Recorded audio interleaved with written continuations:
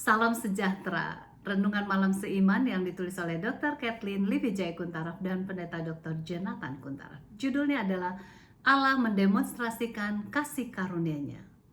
Karena dari kepenuhannya kita semua telah menerima kasih karunia demi kasih karunia. Yohanes 1 ayat 16. Salah satu kisah yang telah menjamah hati dari banyak orang adalah kisah tentang anak yang hilang.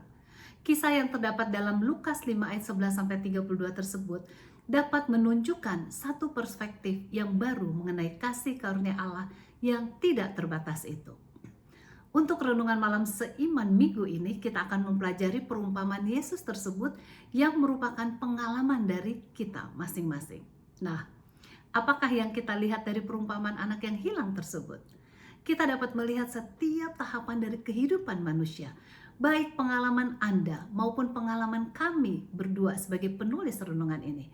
Kita dapat melihat dosa kita sendiri dengan melihat kebodohan dan kesombongan dari anak yang lari dari bapaknya. Kita dapat melihat bagaimana kita memiliki keinginan untuk hidup bebas dan coba mencari berbagai kepelesiran kehidupan sampai kita tiba pada keadaan di mana kita tidak punya apa-apa lagi. Kita dapat melihat kekecewaan dan kesusahan hidup kita sebagai hasil dari dosa akibat pilihan kita sendiri. Sampai punya keinginan untuk makan makanan babi sebab lapar yang tidak terhingga.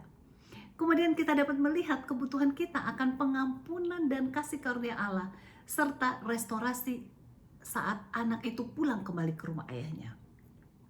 Kita juga melihat betapa kasih karunia Allah Bapa yang tidak terhingga yang digambarkan dengan bagaimana ia lari untuk menyambut anaknya yang hilang tersebut.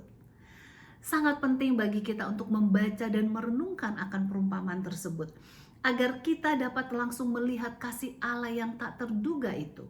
Dengan demikian kita dapat melihat bagaimana kisah tersebut dapat mempengaruhi kehidupan kita masing-masing. Kita dapat berdoa agar Roh Kudus menjamah hati kita masing-masing, sehingga kita dapat melihat sifat mementingkan diri dan pemberontakan kita di dalam kisah kehidupan anak yang hilang tersebut akibat dosa dan terpisahnya kita dari Allah.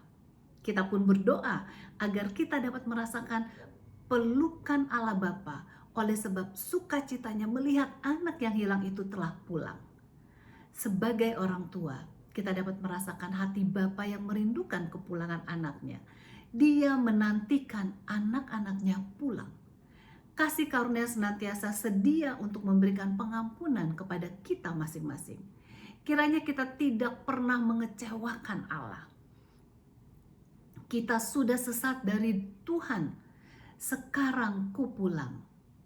Semoga ini menjadi pengalaman kita masing-masing, sehingga kita dapat merasakan enaknya pulang ke pangkuan Allah Bapa yang penuh kasih sayang itu. Kiranya Tuhan memberkati kita semua.